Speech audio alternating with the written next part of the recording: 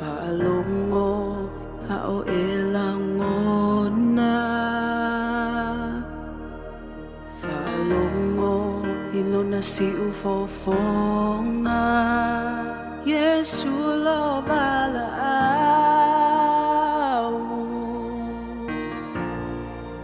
Yesu lo valaau.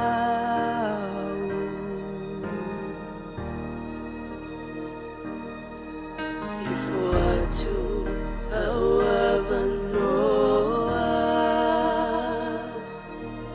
Toa tuline au emafaya. Yesu lo valaau. Yesu lo valaau.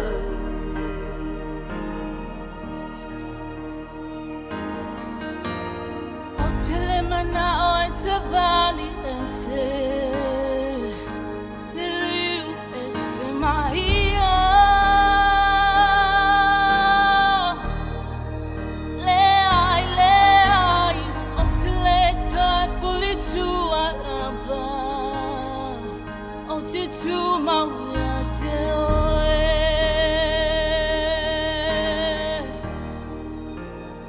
Yesu apa mai. Oh, tomorrow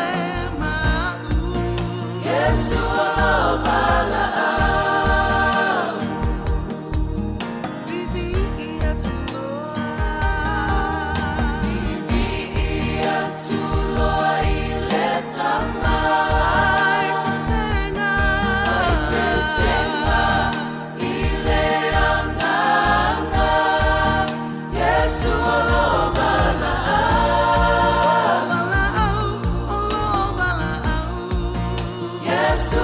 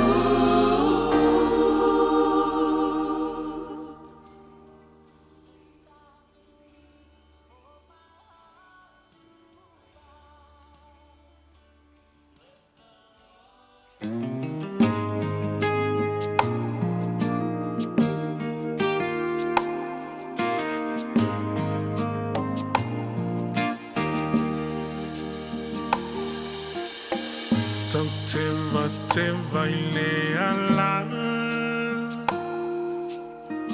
le ai se file mu tangi matau alanga alofa mai Yesu ile ai lava se taimi Letali mayai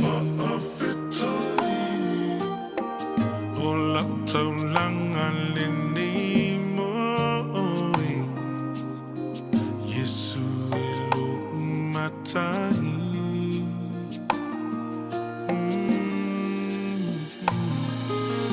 Ia ai ia solelei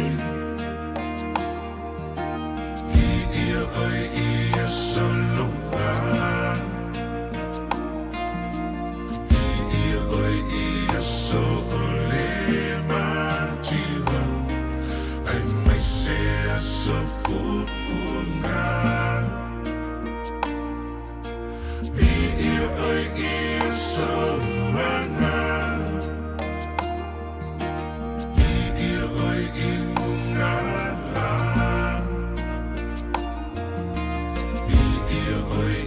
Solito e sole bunga Ia oi ia souma Olo finanga lulia Itala ilo malo Onu utuma tafanga Anu e mamau Matote to atutuli Io matotuli vai Ma alalanga osana osana Ilitama imamu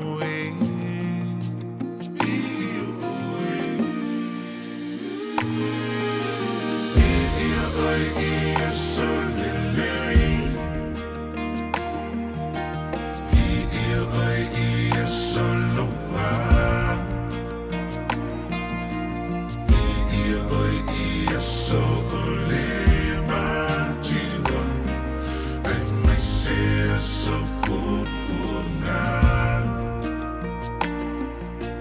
Ia ai ia soloana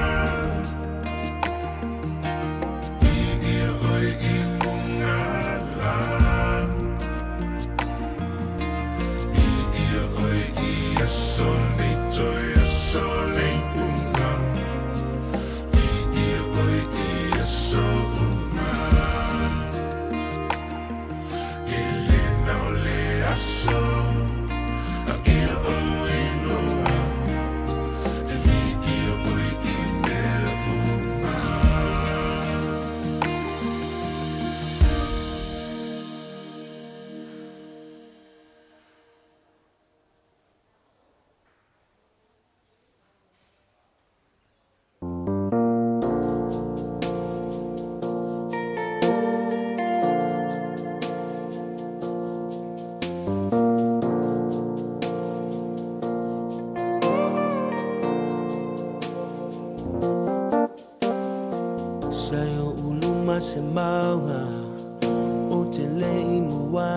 va aya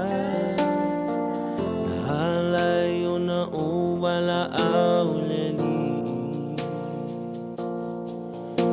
e ui wana o se taimi Yesu tali ala tutalo fa mole mole mo o mana umi oe Onisi taimi te a e ai maunga Onisi taimi e sole vasa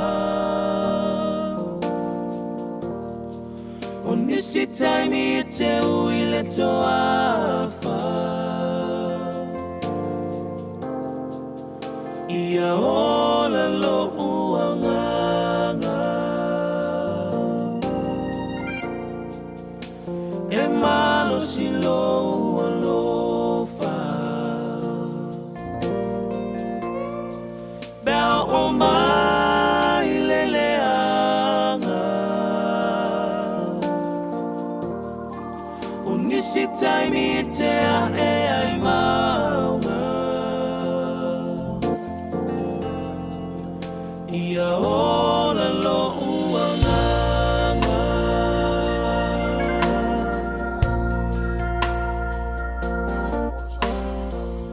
Tama mau ma oe Sa o manatu e whai mo fie Ua o se se i o wala Ai o te tau tino nei Na o to atuli O a ule nei Yesu e tali ya mai Onisi taimi e te a e ai maunga Onisi taimi e sole vasa Onisi taimi e te uile toafa Ia ola lo uanganga E malo si lo ualofa E o mai leleanga Onisi taimi e te a e ai maunga Ia ola lo uanganga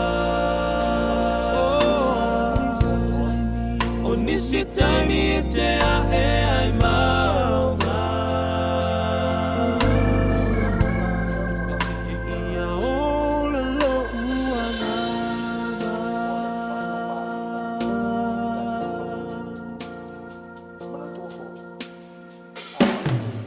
Onisi taimi e te a e ai maunga Onisi taimi e sole vasa Onisi taimi e te uile toafa I to tonu I o tātou toto. Sua o mea ai na maua mai a tātou mea ai. Ia male vai sa e tau mawhaina. A whaila e o atu to tonu o le toto. E te tau o nā alu I lunga I le ate. Ia o le ate na te whaamamaina. Ia le toto o le alu atu e watu ai a tātou mea ai. Ina ia e se ai ni siama mani tūlanga ho I e awha ina ai o tātou tōtonga pe awha I e alu atu. Ia e le o mama I tōtonga uma o tangata. A umaro o nā alu atu le alu le whatu pe awha I e mai eranga alu e ngā le ate. Ia o ina I le whatu. E te tau o na pamuina le toto leo wa o atu. Ia mawhatino lana vaianga e pamu ia mo moli atu le toto leo I e mea ai ia malevai. Ia o tātou vaianga uma lo whataritari mai o sausi o tātou tino. Ia o wan malosi ia mo maua I tātou le malosi. mai mea ai ma vai sa fa pe na na tatou fa o mai a o ato fo i lai le fatunga e iai fo le pitora au le fatunga o ia fatino i mea ai ia mavaenga ia o atu iai le tawhenga o le toto e iai vai e leo ngā e iai vaenga ua uma o na whao ngā ina ua totoe ai la vaenga e le tauntoe nofo i tono toto po taun nofo i tono o tatou tino o le au ngāla o tatou whatunga o i e lua o lātou e whaamamaina a whaila e whaamaina whaikisisila e tatou watalea e lua whatunga o na sauaila ia o tubes ia po ala pai e lua sau mai runga le tau malanga vale o na alu le lalo le tanga le te ua ile vai atumu o na elangona la ia o lo fiatulai o le ala ua e alu e tiai le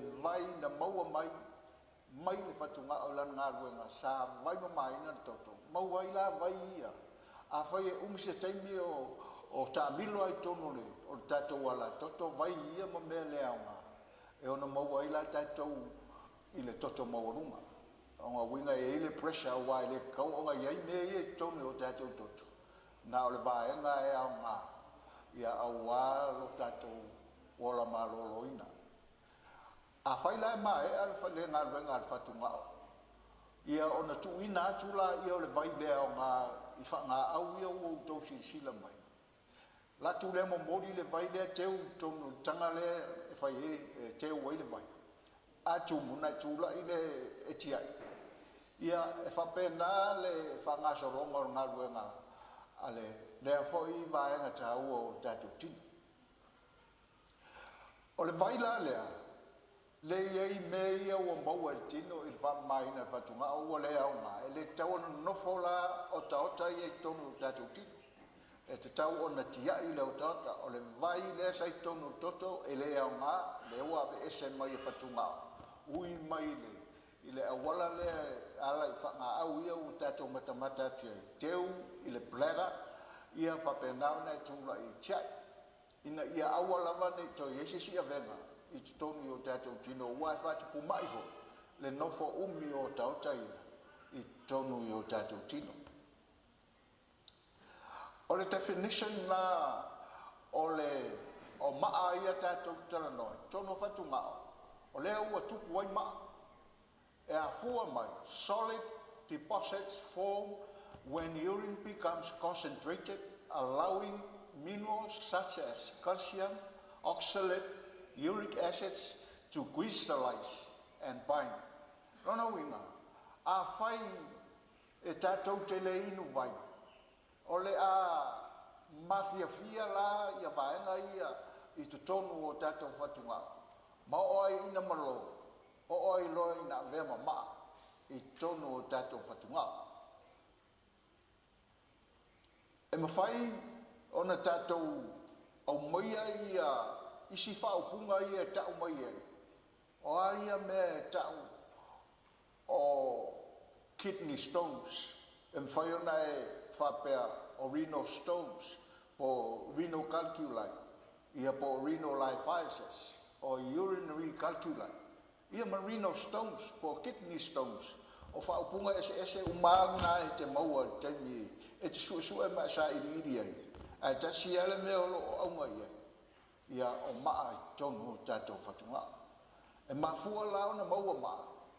Ona ua tele ina e le inu vai.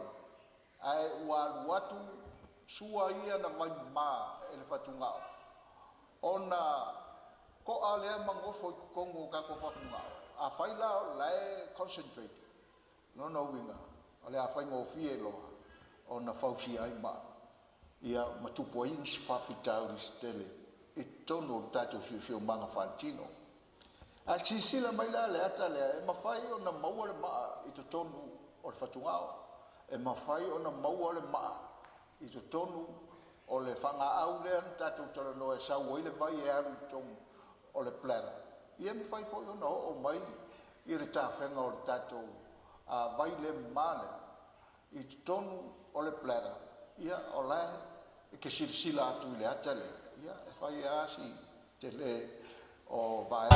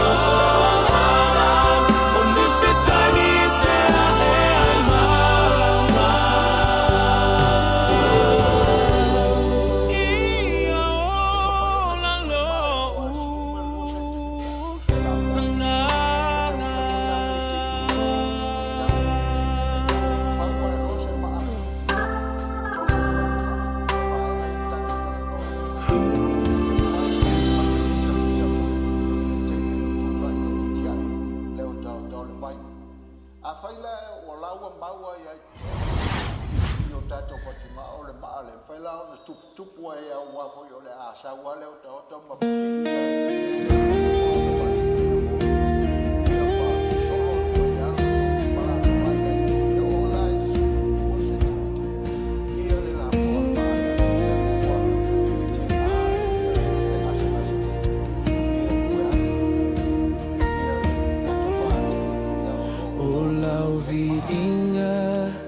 ia whaelea mataulanga taulanga whaamanu taulanga whaafetai ia langona maile langi o laualanga e paia leona le mana o lau vi inga ia whaelea mataulanga taulanga whamanu taulanga whawhetai ia langona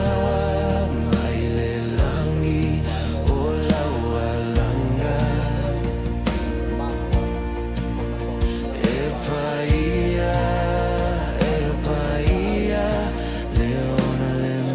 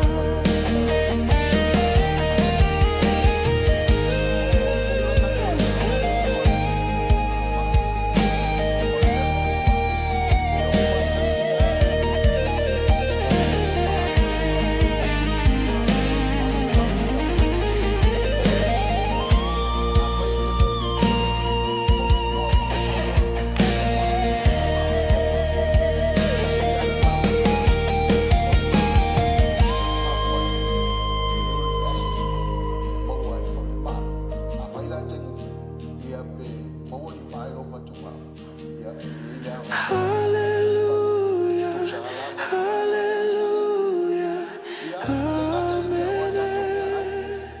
se taimi ona tato ia pasola fanene ina lea tua sili sili ese. ia le ngata o vai o lo tato vai ai la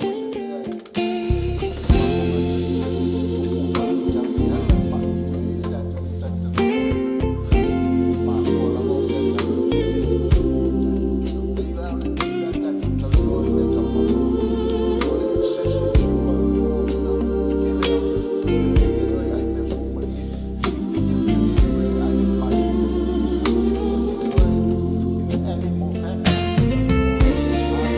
Sisi au tatou lima ilunga malo uloto tumu ilevienga malo uloto fama walalo o te via aiue Sisi au tatou lima ilunga malo uloto tumu ilevienga malo uloto fama walalo o te via aiue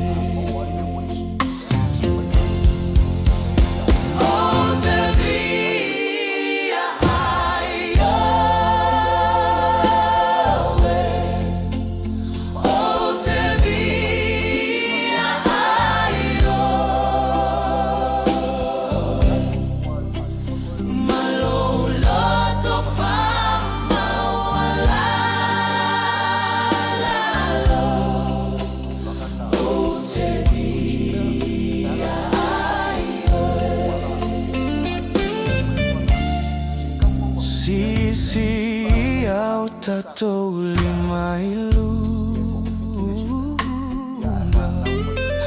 malo uloto tumu ilevienga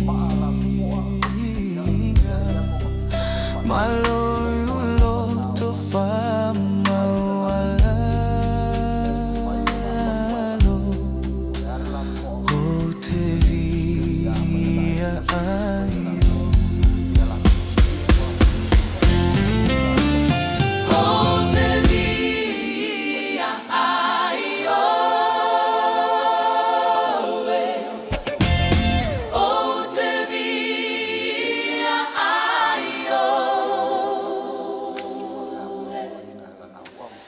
Maloloto fama walalo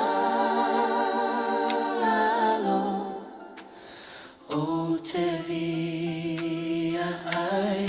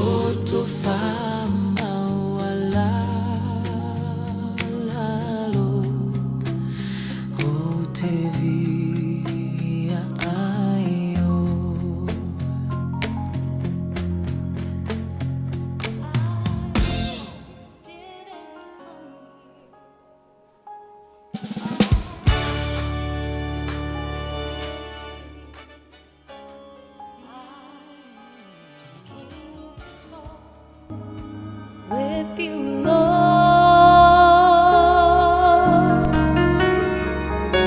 You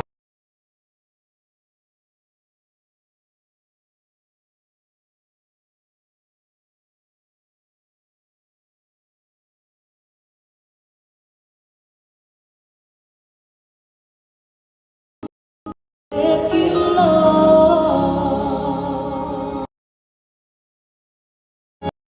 Maybe tomorrow there'll be trouble and sorrow, and a thousand teardrops may fall, but those times I have no special favor. Just came to talk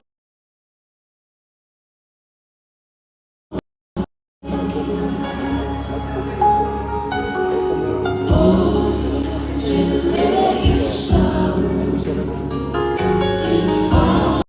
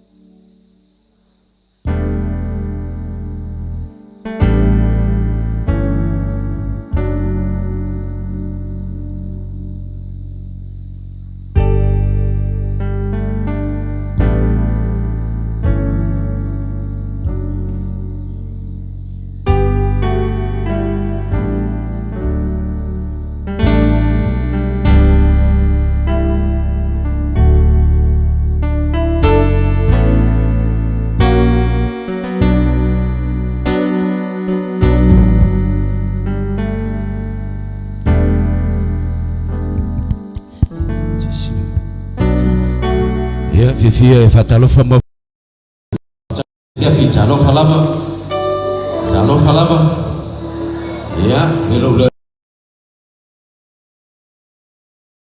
ya ne fiafi fa malol fola mo vie tiute mo faivo le ne yaso sa tato fenga ye sa tofu tanga ya ilana te fayo no por kalabe ya le taimi wa tato besema ya mato te talo tuai ya malo si fong mato mo fi tato vinga ilungo tato vie fatasi man tato praise team tato bibese fatasi ya tala inayo tato fa moyo mo finangalo ne fiafi ya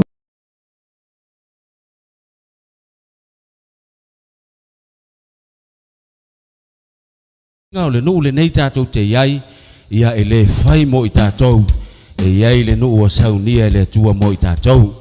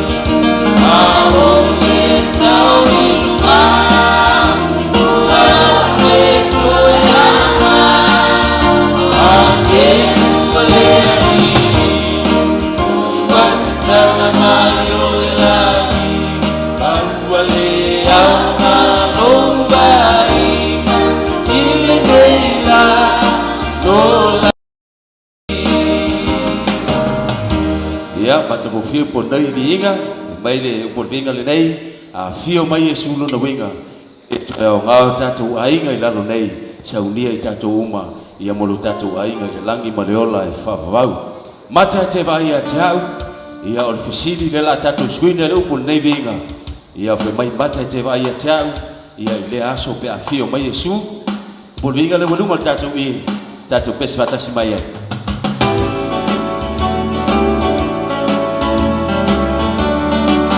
just listen.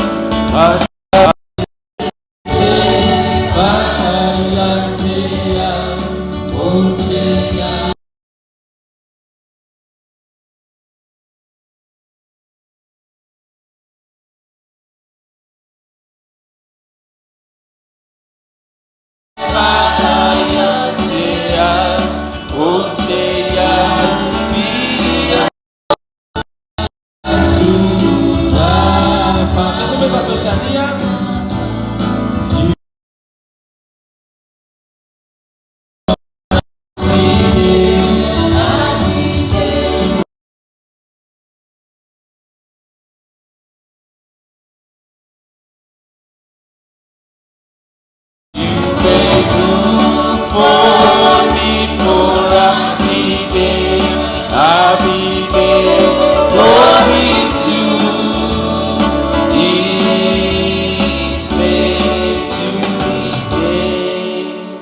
ia taua po nei vinga failo olanga ia pese pese ia po vinga le la tatu pese fatasi mai ai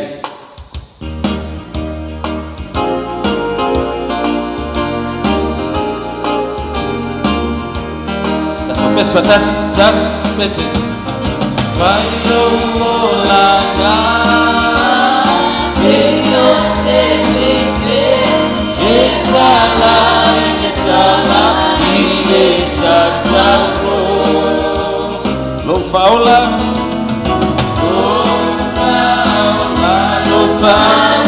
ia faia você que seria solena mesti mencari Yesu logoto ele ai mea ba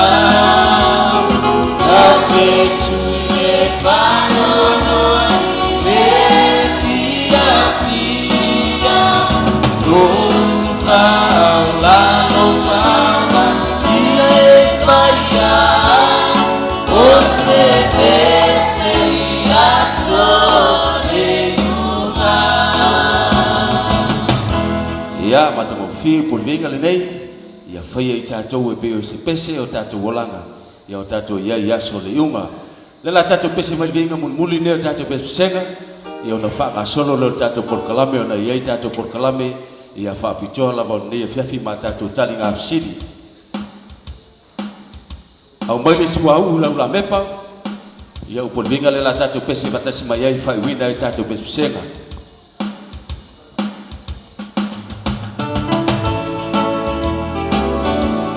ya pese bel papel tadi ada ulung al tatuie tas pese Give me oil in my life, give me burning.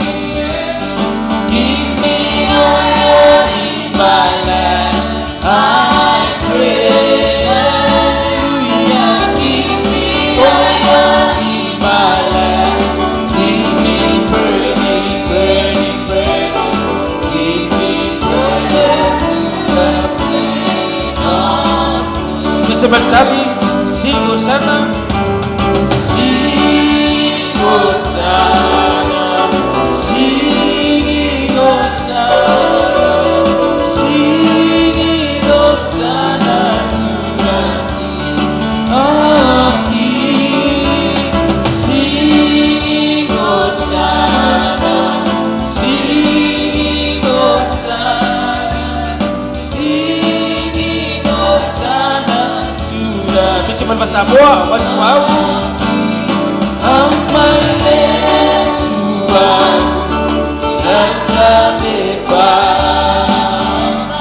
Amai Yeshua, Yamu. Hallelujah. Amai Yeshua, Nakameba. Yamu, Seya, Ai Yesu. pese batasi mencari Ese Hosanna, ese Hosanna, ese Hosanna, Yesu,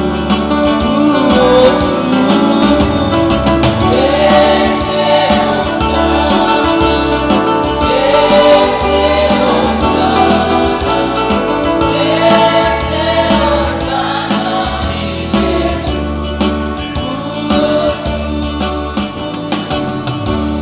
ia fa tetele lava le tatou mafutanga mo tatou pepesenga le ne fiafi fa munuia le tua au tatou sauni le fea o ne fiafi fa aftai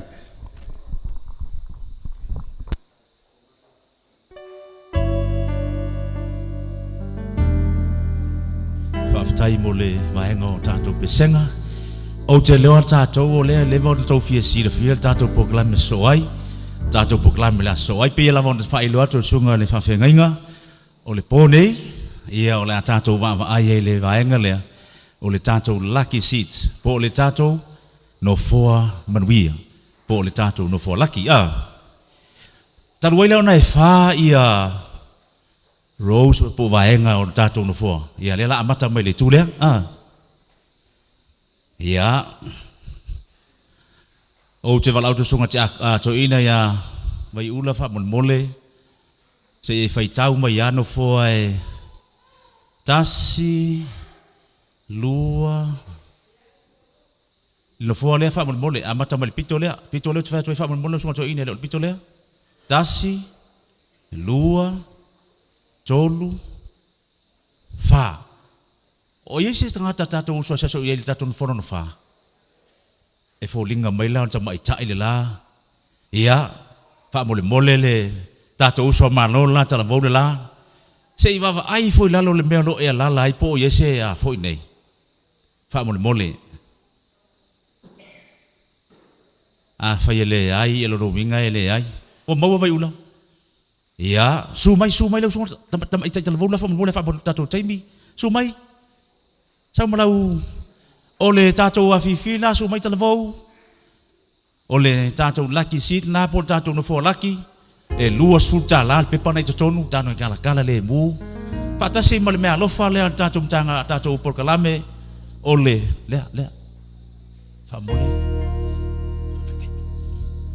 ole por kalame tato ole Samoa Mo Keriso o me alofa na ia o lau me alofa na e fa ta wei sau fong vai o lo ia ile tatou penil na watu fa me alofa o le Samoa Mo Keriso ia a o siu fanga for Christ ile lu olu ono fa ftai vai ula tatou me men fo le fa mo le le fo le fa tatou taimi fa tau me tasi lua tol ia se sila ni fa mole apo ye se tasio ye ina tatou so malo se ye lala ni fa mole ma e tau au lalo tango le mu lalo melo e lala ai pe afa ye sa au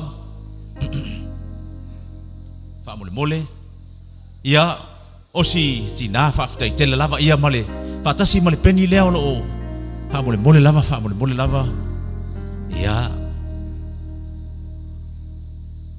e lua skuta la le fi nei tono tanto pepa le na fa ta se male pol pen nga ia fa ftai o le tato no fo alo na tonu ia o le la foi ta wina tu ia tato no fo e tasi la tasi lua tolu fa lima ono no fo na fitu fa mole asili ai ta ba matu asili ai se sa vai una se va ai fo la lole fa mole tato taimi lo alu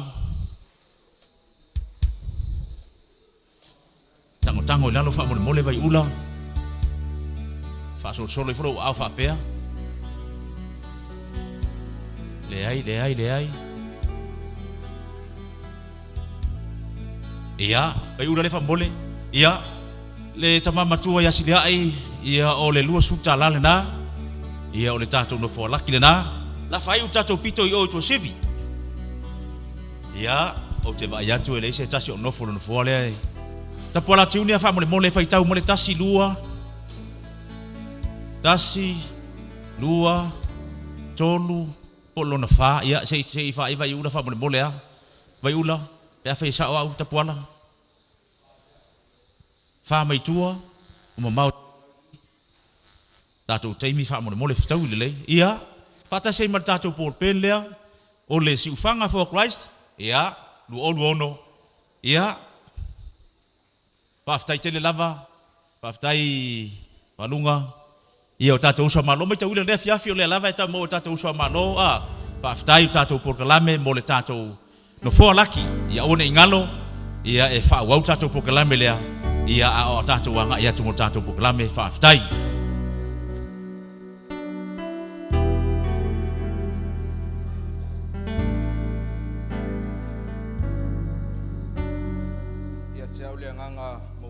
male faaloalo e faatalofa atu ai i le paia ma le mamalu o le tatou aufia tatou mafutaga ua mafai ona o tatou mafuta faatasi i lenei tulafiafi i le isi foʻi faapoopoga o le tatou faamoemoe ia po le tatou polokalame ua faautuina Samoa Mo Keriso ia faamanuia atu foʻi iā te i latou sa faamanuiaina ia i le tatou nofoa faamanuia ia po le nofoa laki le nei afiafi ia o te talitonu ia e mawhai o na shea lau lua spulta la i tonu le tau ainga.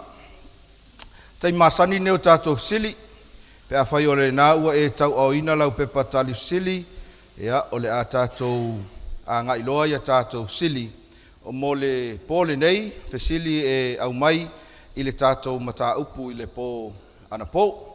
A whai le i maua sau pepa tali fisili, sau peni, ia si ilunga lo au, ia a o lo a fisoswani mali tātou au whainga luenga, ia mo tātou pepa tali fisili ato ai ma tātou peni.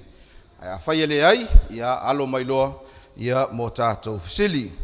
Sili mua e te tali mai i le sao po le se, i lungo lau pepa tali fisili. Whamai o mea whaale tonu uma i le lalolangi e maafua mai i le atua, sao, o le sai mai tātou whanau te ua le maua stou peni, ia e le i o le teime tali ai a tātou fisili, ia ai manaia le tali, ia ai se i o le teime tali whatasi ai. Sile lua, whamai, o Lucifelo o se tasi o angelu whamoemoina a le atua, sao PCC. Sile tolu, sa manu malo Lucifelo mana au angelu i le taua sa whaia i le langi, sao PCC.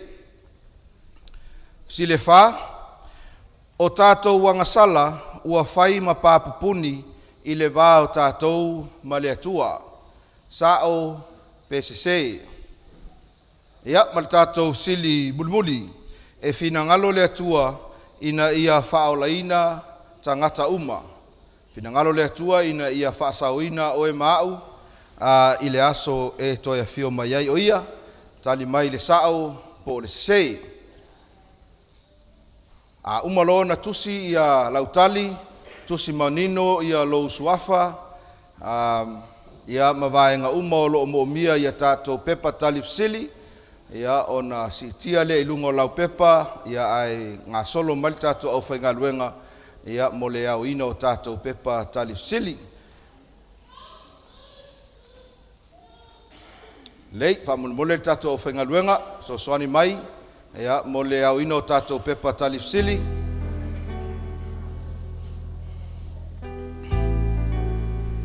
Au ina e le au whainga luenga tātou pepa tali fisili, ia e tā ua foilo tātou whaaftai ia te ilatou, ia molo lātou sao lo whaia le tātou polokalame, ia i le tele o vaenga matiute, ia o lo whaatino i leapo ma leapo, mata mai lava ia tātou pesenga, ia o le tu whaatisia o tātou pepa tali fisili, ia ma le fisosoani, ia i le wha ngā yoinga o le tātou wha moe i leapo ma leapo.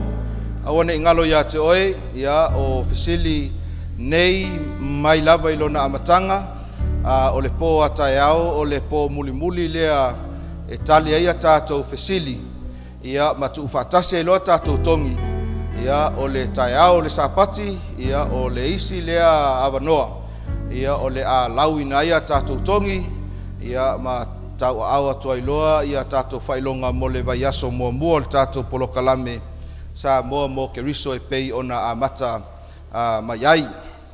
Manatu o lea ua mai au na oina tātou pepa tali fisili, ia o le a tātou a ngailoa mo le tali ina o tātou fisili.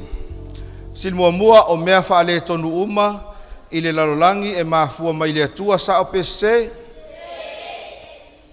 Ia o le tali e se, o le fisili e lua, o Lucifelo se tasi o angelu whamoemoina le atua sa o PCC. O le tali e sao, ai le i whaato i laloina, ia Lucifelo, ia o se tasi sa whamoemoina i le langi e le atua. Tolu, sa manu malo Lucifelo ma na au angelu i le taua sa whaia le langi sa o PCC. O le tali e se, sa matua i to i lalo popo lava ia Lucifelo ma na au angelu. Whamtalanga al tuspa ia o le mafuanga lea na tuli e se mai ai mai le langi ia ai lafo mai i lo tātou lalolangi. Sile wha, whai mai sile wha o tātou wangasala ua whai mpapuni le wā ma le atua o le tali e sao. O tātou wangasala ua le mwhai ai ono tātou o atu sao i le atua soifua o le mafuanga lea na maliu ai Yesu Keriso ina ia totongi a tātou soli tū la fono. Ma le silmon muli e fina ngalo le atua ina ia whaola ina uma tangata sao pese. O le tali e sao. E le ai se isi mea o loo i le fina ngalo le atua. Mai o le aunga fo i lea na ia awina mai eilo na alopelo Yesu Keriso. Ina ia maliu whalava au ilunga o le satauro. Ina ia mauai lo tā vanoa. Ma whaasau ina i tā ua. Mai le nei lalolangi le tu mau. Ia. Whamoe moe sa iainisi sa sao uma tātou sili. Ia mai whamoe moe fo i o le amawhai o na whesosoani i le tu whātisia o autongi mo le whai unga o le tātou vaiaso ia mo tātou tali ngā sili. Wala ulia mal whaaloalo ia le au whaipese mo le langiina o le vi inga amata o le tātou maaftanga ia o na tātou whaasolo e lo lea i le tātou mata upu i le ponei. Whamanuia lea tua i lau whaafonga ma lau whaalongo e ala i le pese ua saunia e le au whaipese mata ngofie o loo ngā solo mai tonu le malu i le nei tu la fiafi.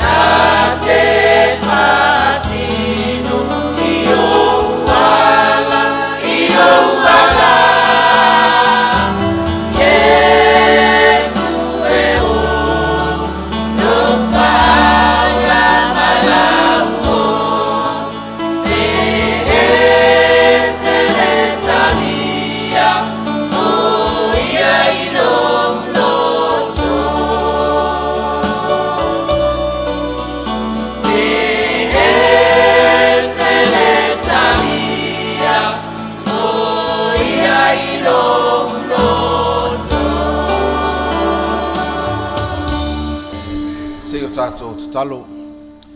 E lea tua e moni upo le nei vi inga au mātou sauni e te tala ua fionga paia ma whaasoa mai mea lilo lo i tutonu o lau tusi paia o le tatalo ma le tangi atu lea i la ua fio ina ia tatala o lātou finangalo mo mātou loto talia ai upu mai au a fionga whaamanuia i le nei whaapotuputonga whaamanuia i le upo la mātou whaasoa ai i lo suafa Yesu.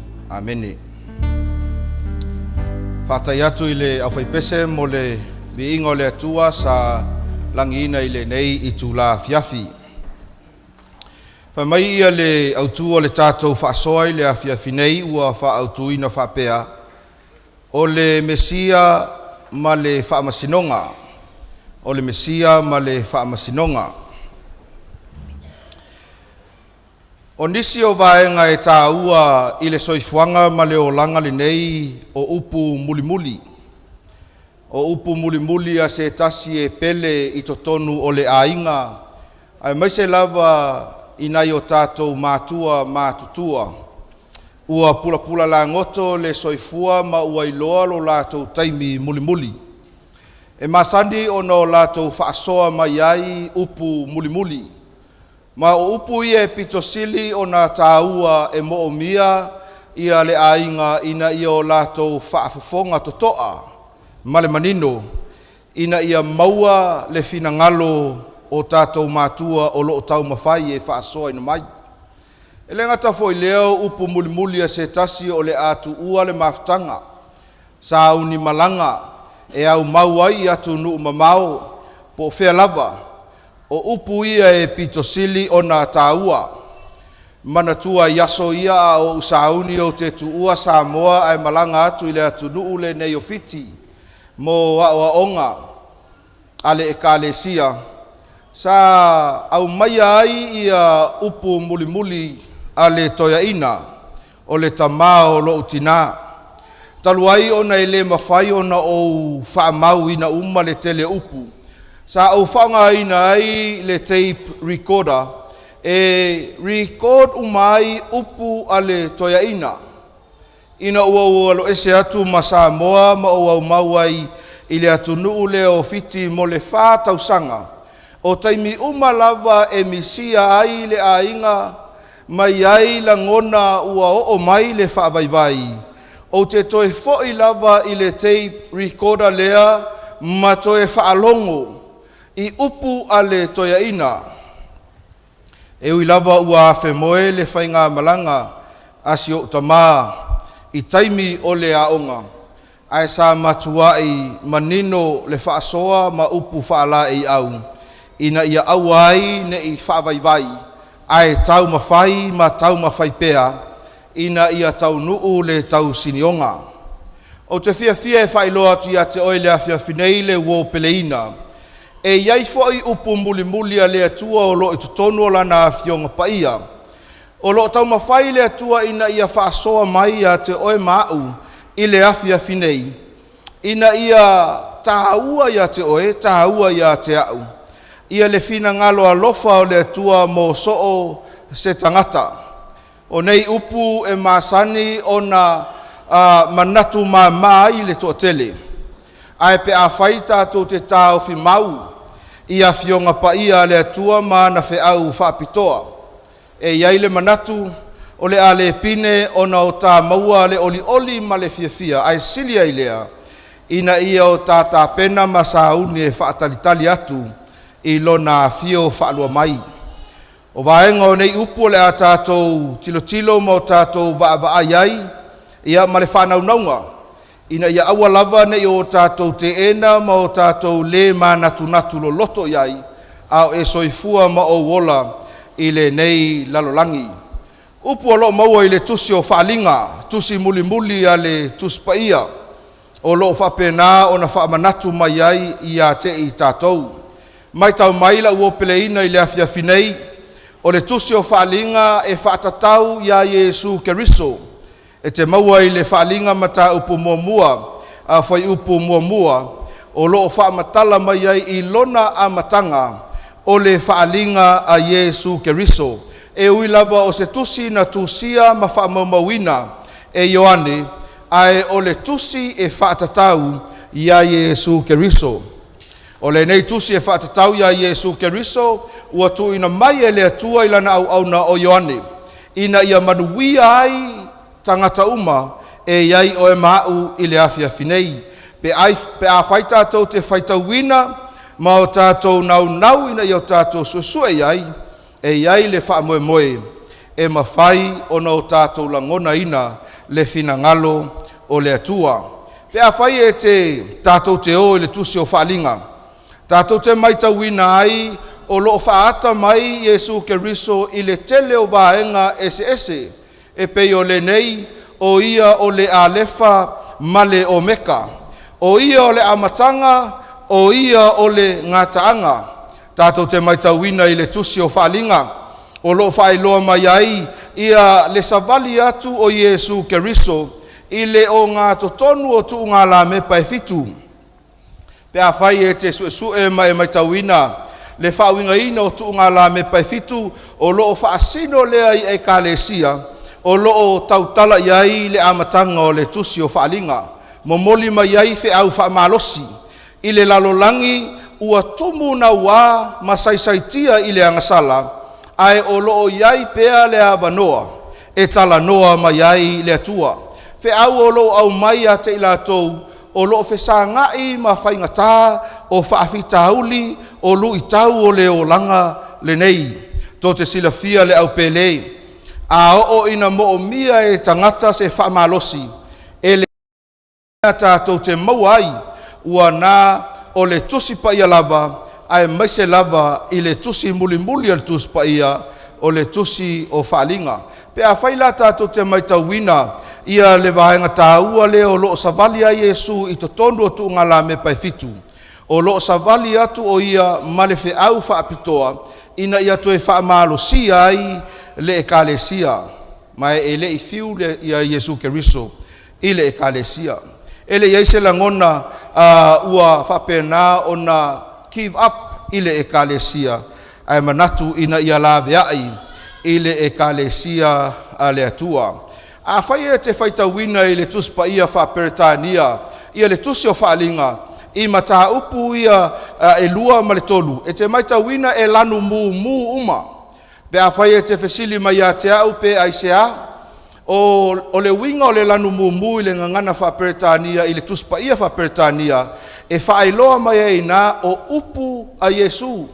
Ai whaitawina le tusi o mataio, ma reko luka mai Ioane, so se taimi lava, e feta lai ai le whaola, e te vaai ai ua sui le lanu o upu, ua lanu mumu ai sea, o loo whailoa mai ai, o upu moni lava ia, ua feta lai mai ai Iesu. Mai pea whaila e te alu tusi o whaalinga, o loo tala noa tu sao mai ai Iesu Keriso, i e kālesia e fitu, i Asia e pei ona maitawina. Ma tā upe whae tātou te maitawina ai, o loo iai le ato Iesu i le langi, ma le vivi atu o tangata i a te ia. Ai le taimi la vaitasi, e te maitawina le tusi o whaalinga mta upe lima, o loo iai le ato Iesu e whaeloa mai ai, o ia o le leona, o ia foi o le tamai ma moe ua fasia.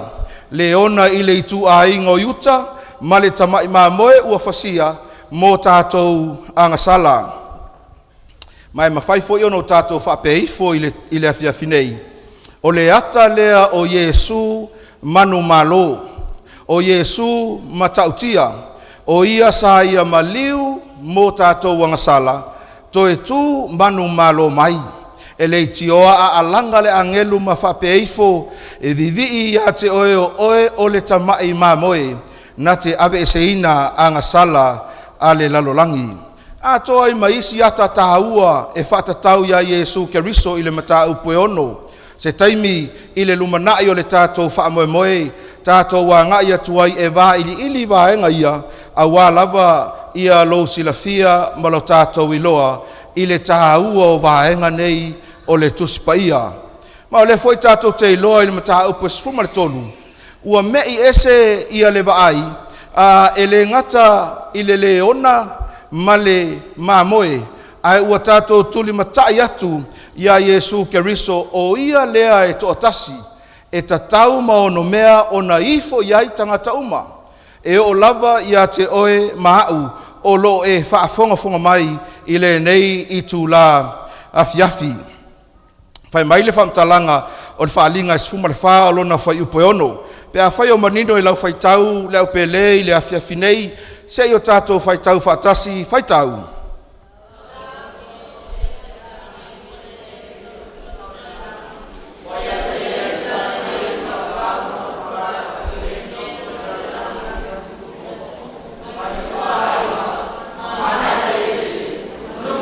Tose sila fia le au fia mal tato maftanga o le angelu i le tusi o whaalinga e whaasino lea i le avefe au a le atua. Avefe au whai mai o lo lele i le tau lotoa inga o le langi. Maualunga lava le mea o lo lele ai o le alo na winga lo loto. Pe a o ina au mai e le atua se fe au whaapitoa e ao o na sila fia e le lalo langi uma. O le mafuanga le na whai mai el whamtalanga tuso whaalinga ua lele i le tau lotoa inga o le langi ina ia i loa e le lalo langi uma. I loa e tangata uma. Ma ia manindo ia te ila tau le fina ngalo o le atua o le mea lea e mana o le atua e tau mai ato o e maa o le afiafinei o se mea e pito sili o na taua. Mai taua ia o le vaenga lea awa o le whiau lea o lo au mai. I le tusi o whaalinga ma tā upe sfuma le whawhai upe ono whai mai o le tala le lei e whaavavau. Tala le lei e whaavavau. Whai mai le tusi o mātai o mta upe lo sfuma le whawhai upe sfuma le wha. E tala ina atu fo i le nei tala le lei o le malo i le atu laulau uma. E whai ma moli mau inu uma o na o mai ai lea o le ngataanga. E le ima mau te le atu nau tātou whaasoa i le tusi o mātai o ma tā upe lua se fulu ma le wha. Ai o le isi lea vaenga e pito sili o na taua, a wao feta lainga tu sao lea a Yesu Keriso. Ai le io o mai le ngataanga e tatau o na iloa uma e le lalolangi, ia le tala le lei a Yesu e whaavavau. Mai taritonu le whaamoe i le afiafinei. O loo tātou whaasoa i le tala le lei le nei a Yesu Keriso. O le tala le lei e whaavavau, e tatau o na iloa e tangata umalava. Mai ei le whaamoe o upu muli muli ia. Tu sia i le tusi muli muli ia le tuspa ia, ina ia sila fia e le lalolangi uma, ua lata mai le toia fio mai o Yesu Keriso. Ma o le mea na e au o le atupu, lea foi sa tatu tala no ai, i se tasi o po ua mawai. Peitai le au pele. Ai le ia fio mai Yesu. E moomia o na iloa e tangata uma le avanoa. Ma o tato maua le avanoa taua. E tali ai o ia e avea maalii ma faola. Finangalo le atua e le ngata tato te langona le fe au o le tala le lei e whaavavau. Ai finangalo foi le atua ina ia o tato talia ina i o tato loto. Ai sea, a wā pau lea o le awala e tātou te sauwhanga ai i le langi ma le ola e whaavavau. O le lea o ngā e tā ua ai le tala le lei, o le tala le lei pe a whai e le sui ai lo o langa tuai. O le lea o ngā o le tala le lei e whaavavau pe a whai na o na whaalongo ma fiafia, ma pati ma oli ai, ai le ma whai o na talia ina i le loto. O le tala le leia le atua, e le tioa a finangalo le atua, ina ia aluatu le tala le lei, ia tunuu o ngana ese manuu uma o le lalolangi, a wae taha ua i le atua, lana fe au, ma lana tala le lei. Ai o le fesili, o le a tonua lea fe au whaapitoa. Whaalinga mta upe sumalwhalo na whai upe fitu, pe a whai manino e lau sila, se o tātou whaitau whaatasi, whaitau, ua whapea atu ma le leo tele, ia o tō mātua, ma watu ia te ia le viinga, a ua o mai le tu aso o lana whaamasinonga, ma ia o tō wifo i le na whaia le langi ma le lalorangi, ma le whanua ma le sami, a toa ma puna o vai.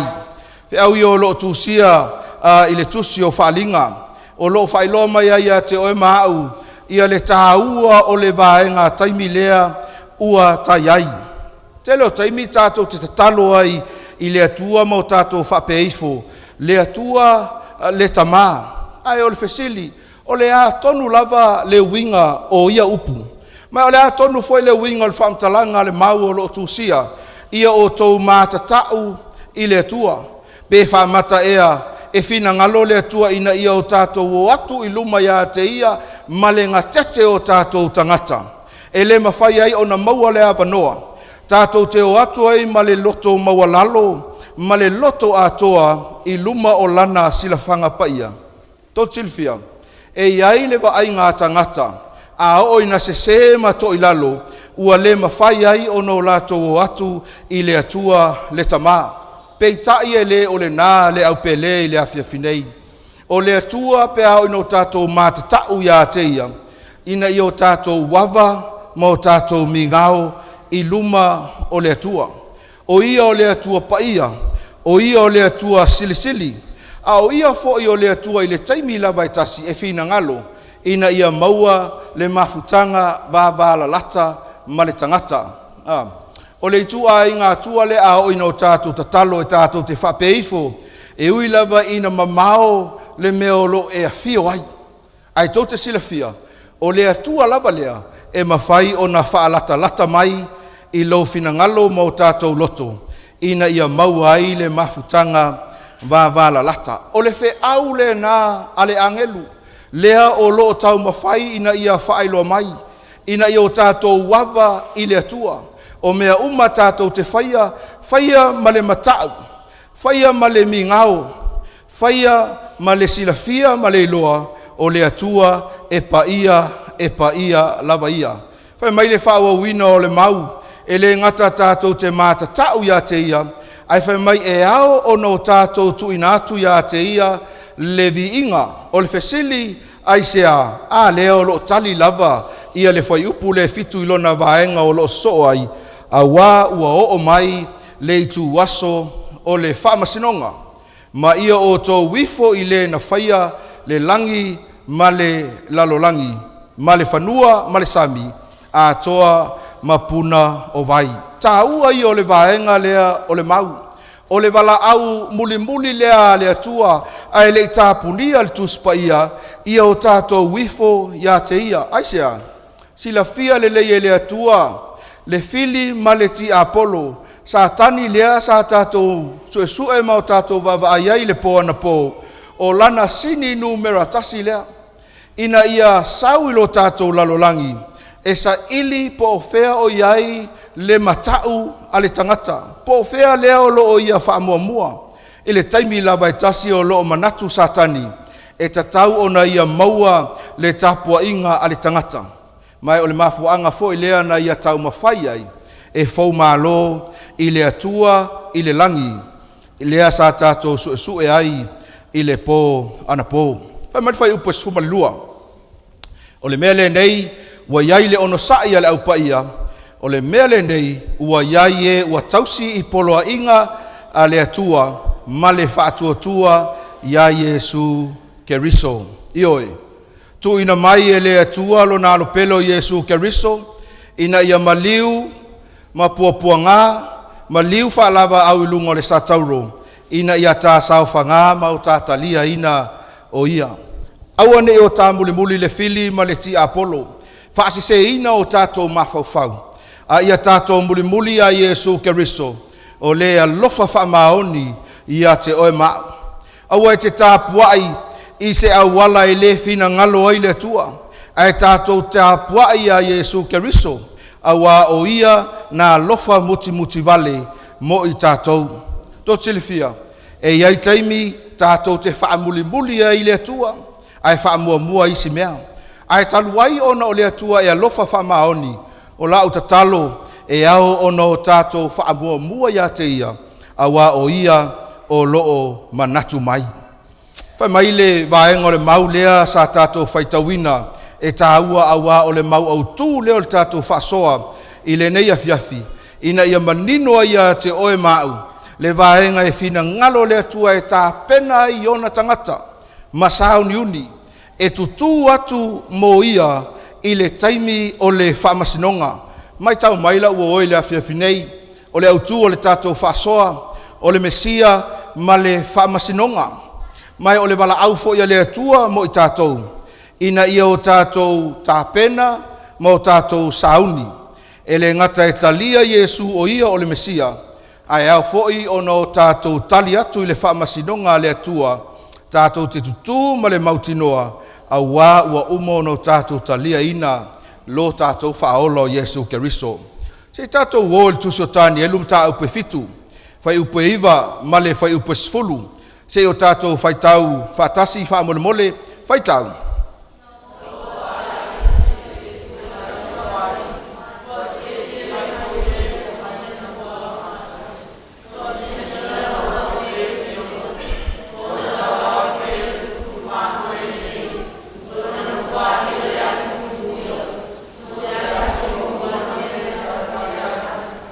O le vainga lea i le tusio tāni elu o loo tala noa ai e whaatatau i le whaamasinonga. Pe a whai e tātou te maitauina le tusio whaalinga tusia Ioane. O i o loo whau mai ai, mau tātou i loa ai, ia le vainga tāua, lea fōi e whaamauina e tāni elu. I le tāni elu ma tā upe fitu, tātou te vaai ai i le ata o le whaamasino, ma le whaamasinonga, o lea ua amata. Pe a whai na manino lau whai tau, whai mai a tanielu, na o wa ai ina ua tu ina mai le nofo ali. O loo tie mai ai le ua mai ana mua o naso. Sina lo na ofu e pei o le kiona, ma ona la wao e pei o le fulufulu ma moe le lei, o lona nofo ali o le afi mumuia, ua se afi ua mua na mea e taa vale ai.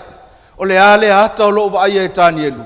O le ata e whaatatau i le whaamasino, ma le whaamasinonga ua nofoia, whai upe sfulu, whai mai ua tafe mai le afi ua alu atu na iona luma, ua afe ni afe o e au auna ia te ia, e mano ni mano o e lau lau tutu iona luma, ua nofoia le whaamasinonga, ma ua fofola tusi ioi.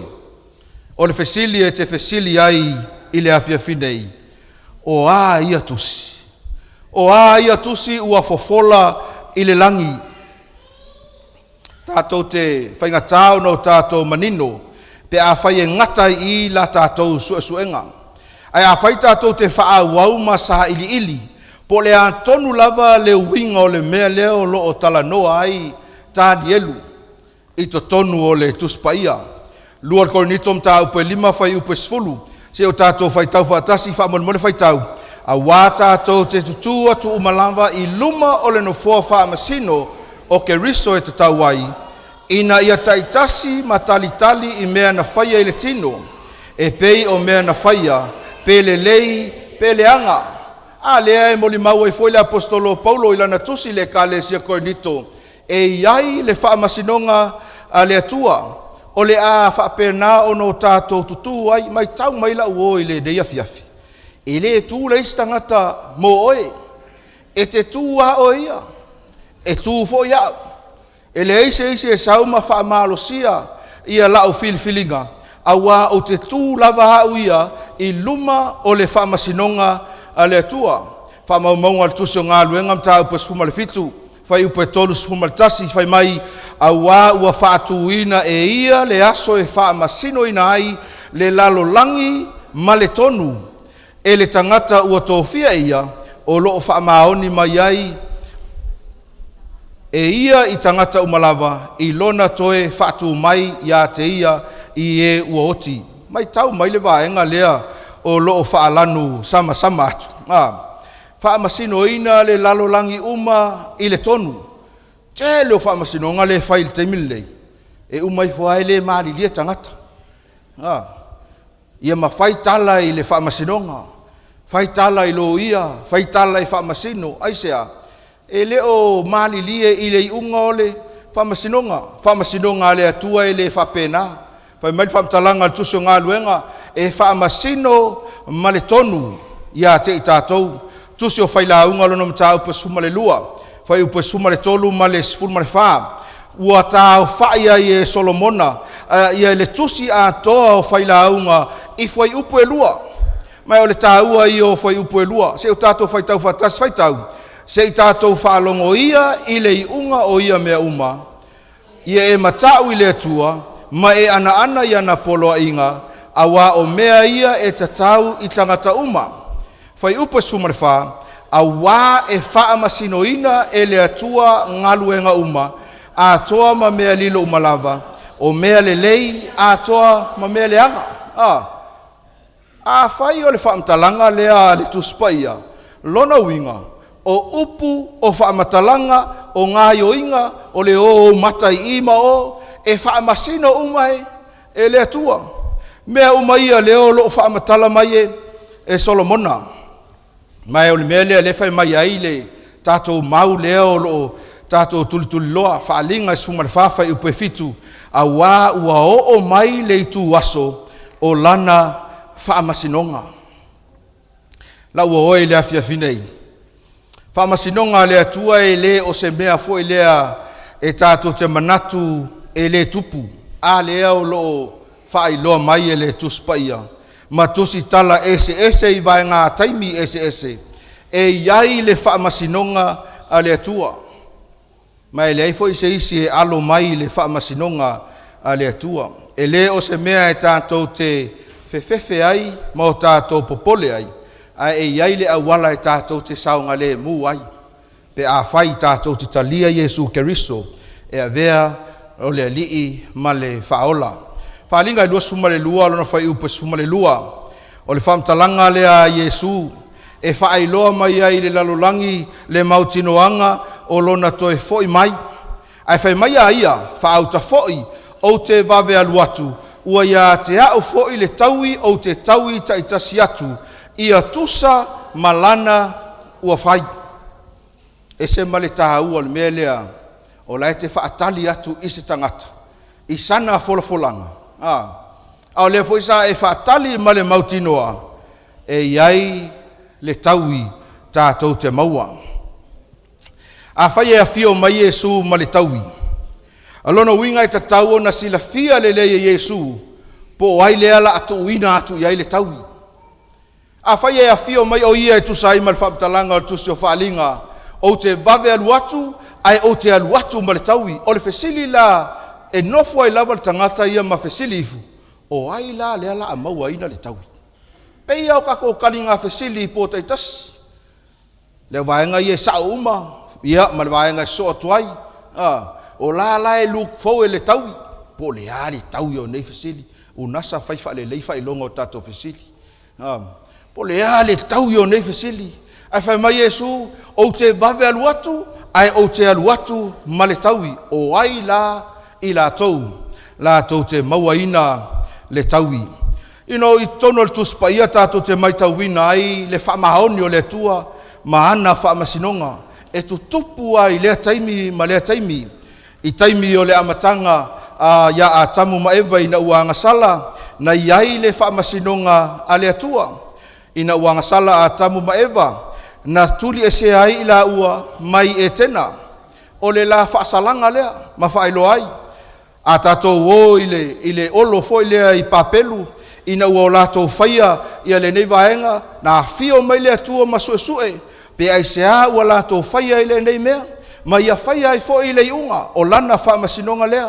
ua wha ese ai ngana tangata ina ia lātou auane o lātou whaia se mea whapea a tātou o I le tala a so toma makomoro I le amio leanga ma le leanga o le nei ai na fio mai le tua ma ia whaia le whamasinonga ia mai a susunu ina ai whaasau ina ai ia lota ma lana whanau a tātou o le taimi o noa ina ua amio leanga le lalolangi e pei ono tātou sue ina I isi po ua mawai atu na whaia le tua lana whamasinonga ma whaia ila na iunga ua ia au mai ai le lolo ina ia whapena ona tafia ese ai tangata ai whaasauina mai ai noa malana whanau ioi o le atua e le ngata e alofa ai le whaavavau o na whinau o le atua ma le tangata. Ai sea, leanga ua o tātou ana o ni tangata, o le atua e maua lunga atu mama tautia ia te I tātou mai tāua. Awa o le tusi o Tanielu, o lea ua whaatūlanga mai ai e le atua lana poloka lame.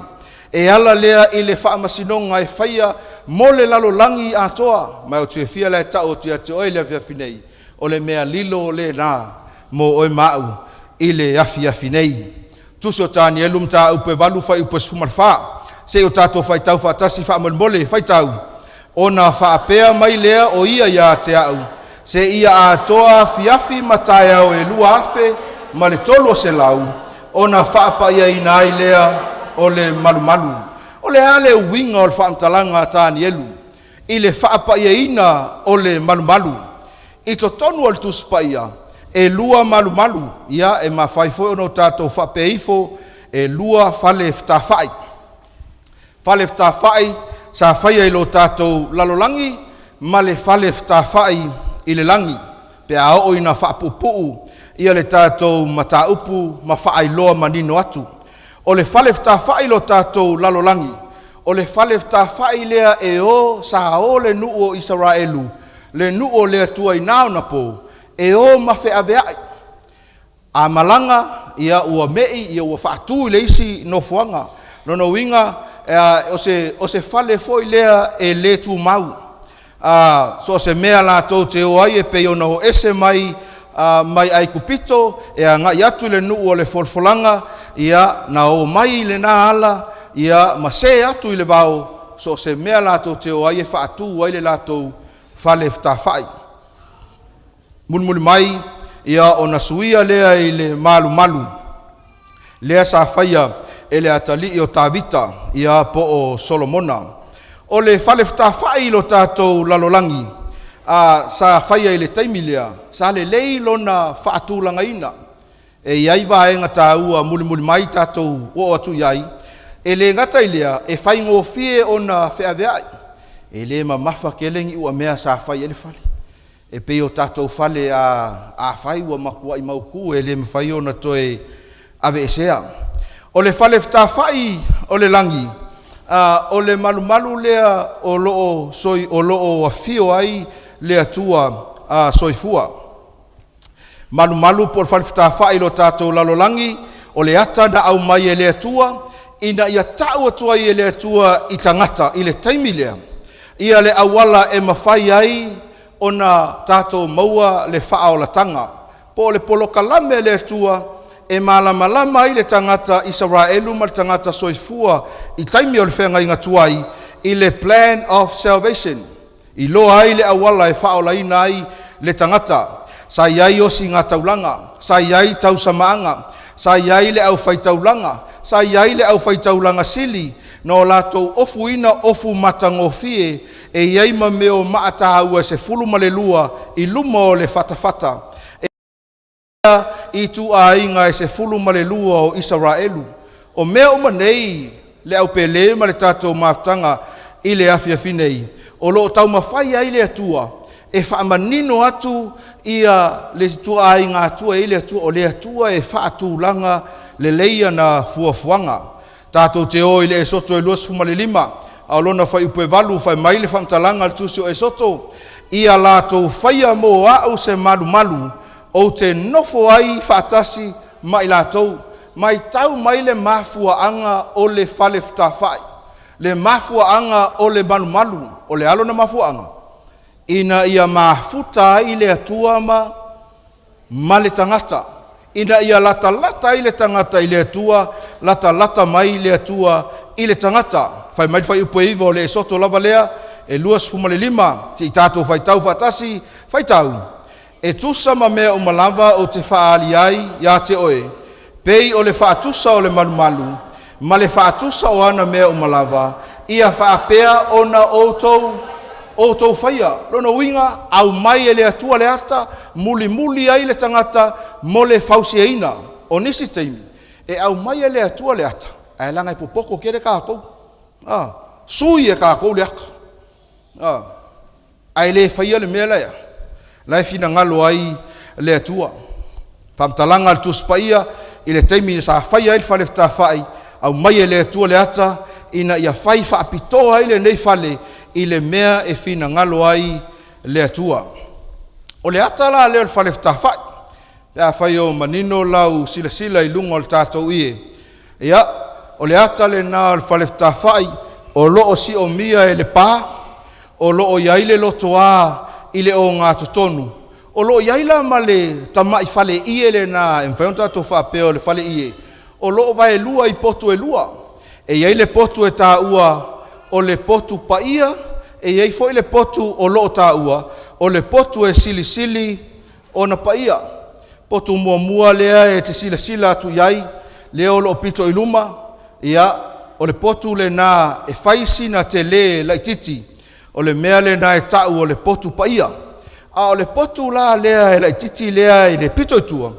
o le potu sili o na paia e iai ia nisi o vaenga o lo i tonu o le fale ftafai ia po o le laulau o lo iai le areto o mea uma nei e whaasino uma ia Yesu e whaasino ia Yesu o ia o le areto o le ola e iai le tu ngala me paefitu e whaasino ia Yesu o ia o le malama o le lalolangi e iai vaenga ese e whaasino ia Yesu o le ata manino ina ia whaailoa mai ai i le tangata le tāua o Yesu Keriso i le ata na whaia le atua i le whenga inga tuai e whaasino ai tangata i le whenga inga fau e iei le vaenga e tāua o le sauninga lea o le whale whtawhai pai mai o le hosi ngā taulanga pe a o ina ngā sala tangata e whaia yaso whaiso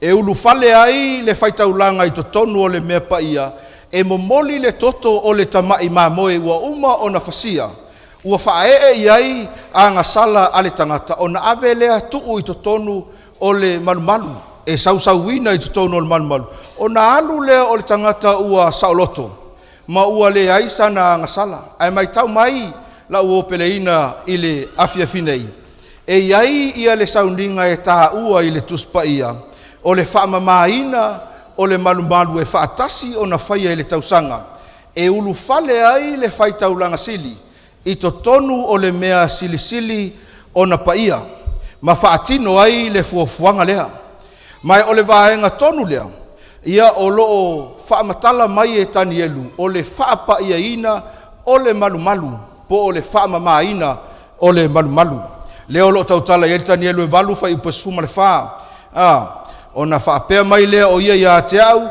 se ia atoa fiafi matai au e lua afe ma le tolo se lau ona whaapa ia ina ai lea o le malumalu mai tau mai la o peleina i le afiafinei o le whaamamaina o le malumalu po o le whaapa ia ina o le malumalu i le taimi o Israelu o le whaamasino ina lea o le nuu o le whaamasinonga awa e iai le langona a whaia e le talia ina e le atua ia le vaenga le whapaeina o le malumalu e le toe foi mai le whaitaulanga sili lea na ulu fale atu i tutonu i le taimi o Israelu o lato whaitauina ia whamatalanga tani elu o lo whamawina o lo ilunga le tatou ie e le iai se taimi e tasi na o lato whesilingi ai po le ale winga o le mea aisea le anga sa o lato malama le lei i le savalinga lea na sava vali mai ai le nuu o le atua e whaatatau i le whapa iaina o le malumalu. Ai mai tau maila ua peleina. Whai mai whamtalanga le tani elu e walu whai upesfuma le wha. Se ia a toa fiafi matai au e fia. Lua afe fia. Lua afe tolu se lau. O na whaapa iaina ai lea o le malumalu. Whamtalanga le tusu e Peru. E Peru e iwa whai poe ono mar whai poe fitu. Se i tato whai tau whatasi whai tau. O le nei, ua whapea o na saunia o ia mea uma. O na ulu fale so lea o le whaitaulanga i le potu i luma. Ma whaia ai a la tau ngā luenga. Mai tau mai le au pele, o lea ua whaamatala mai e le tusu e Peru. Vaenga ia sa tau mawhai e whae loin atu. I le sauninga ma le awala e whaatino ai taulanga tangata Israelu. Whai upe fitu. a o le potu itua le ata lea sa tātou vavai ai whaitau a o le potu itua e taitasi i tausanga ma fo i whaatasi i ai na o le whaitau langa sili e lea unoa ma le toto sa whaitau langa ai o ia mo ia lava a toa foi ma ngasala a le nuu mai tau mai ai whape whea la ia le isi va inga lea e peru iwa alona whai upo luas malwha whaitau a wā ua le ulu atu Keriso i le mea paia ua whaia e lima o le whaatusa lea o le mea moni a o le langi lava ina ia i loa ai nei o ia i luma o le atua mo i tātou e esa le matango fia o le tuspaia tusi o e peru whaamatala mai e peru ia le whalefta whailo tātou lalolangi sifi lo e le tusitala le ata ma ave tātou whaasanga i le langi ai whaamatala mai le ngā luenga Yesu le o lo whaiaithia o lo whaia i le langi i le awala po le ata o le whalefta whai pe ona o tā ua le taimi o sola e iai le whalefta whai o lalolangi i taimi o le tuspaia e iai fo i le whalefta whai i le langi ala lea ua tātou mawaina i le e peru iwa whai upo e luas fumare wha e le i ulu atu Keriso i le mea paia na whai e lima lea na ulu ai whai taulanga i le taimi o le whenga inga tuai ai whai mai ua ulu whale atu o ia i le mea paia o le langi lea ina ia i loa ai nei o ia i luma o le atua mo i tātou o le ale ngā luenga Yesu lea ua lai o na ulu whale i le langi o lo whaia mo tātou tā ua tele e te nofu ala mai tilo mai vavai i le vaenga lea ua o iaila tātou whasoa e pere whawha i posumar whai mai o le nei ua ia i tātou le whai taulanga silisili ua fio atu i le langi o Yesu le alo le atua ia tātou tāofi mau ia tātou e tau tino atu lona winga o Yesu lea ua whai taulanga sili mo ai mo au mo sio uso lea ia mo vaenga lea ia ma outou o le ngā luenga le na Yesu Keriso ua ia tu mo i tātou ina ia o mai lo tātou whaamasinonga ai mawhai o na whaasawina o e mau whai upo sfuma le ono tusi lava leo e perum tau pe wha whai tau o le mea lea ia tātou whaalatalata tuai ma le whaamalosi i le nofo alii o le alofa tūnoa na ia alofa ina ai o i tātou ia maua i fo i le alofa tūnoa e fisosoani mai i o naso e tatau ai mai tau mai a whai ua tuina atu a toa lau whaatuatua ia Yesu Keriso e tūmo o e le aso o le whaamasinonga e le ai lava se mea e te popole ai le ai ma se mea e te popole ai ai sea aua o loo iai lo ia o loo iai lau fautua e tūmo o e i aso o le whaamasinonga toi foila ia i le tani elu e valu whai upo suma le wha whai mai ona whaapea mai lea o ia te au se ia atoa fiafi matai au e lua afe ma le tolo se lau ona whaapa ia ina ai lea o le malumalu ona whaapa ia ina ai lea o le malumalu whai upo suma le fitu suma le viva ma le lua suma le ono se i tātou whai tau whatasi whai tau ua ia sau e lata ane i le mea ya utu ai ua sau lava ia ona ufefe ai lea ua o whaapa ufao ona whaapea mai ai lea o ia te au ia e iloa le atali ia o le tangata a wā o na po o le iunga e tau nuu ai le whaalinga o le fisili o le le whaalinga lea na iloa e tanielu i le mta upe fitu ia whai upo sfumare iwa ua ia whaapea mai foi whaauta mai o te whailo atu ia te oe me e tutupu i o na po e tau whaai uai le toa sa a wā o na po ia ua tuupo ina e o ai le iunga o le ale taimi o le iunga le asa tātou tala noa ai i isi po ua mawai o oe maa uolo e soifua ma o wola i taimi whaai uiu o le lalolangi e tatau ona e mātaala ma e waai i whaai longa o le taimi a wā e leo toe tutusa le taimi le nei ma taimi ua tea whai upo e lua suma le ono whai mai o le whaalinga o le afiafi ma le taeao sa tā ua ua faa maoni lea ia e pupuni foi i faalinga awa e tele ona aso me ia sa tau ele tua ia Tanielu tau te silefia na tusia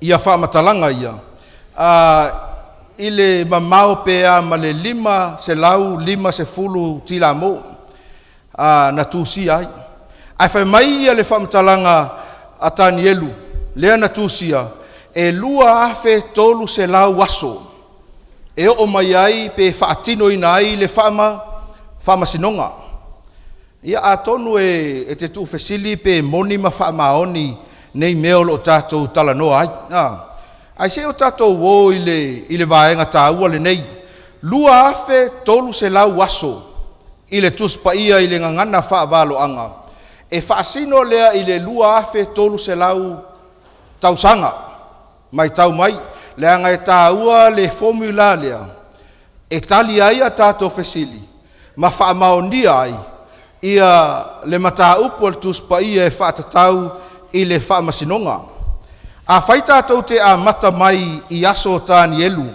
ma fa popo ia le lua afe tolu se lau tausanga alona winga o lo au mai ai tatou inisi aso se tele lava i le lumana peitai o le vaenga o lo tu ina mai a Tanielu o se ata faatusa e tatau ono tatou suesueina ma o tatou mai tauina e tusai mal tuspaia ina ia manino ai la tatou vaai ele maua o mai Tanielu fa maunga po information e fatatau ile faalinga lea na o atu ia te ia fa mai Tanielu iva fa upelo sumal tolu se tatou faitau fatasi faitau na amataina ufatonga o na o mai ai lea o le polo inga ile ua sauai e whaelo atu ia te oe a ua lofa teleina oe o le nei ia e iloa le upu ma mafau ile whaalinga o Tanielu malona o langa o stangata tatalo tato maua le tuso Tanielu mta upelua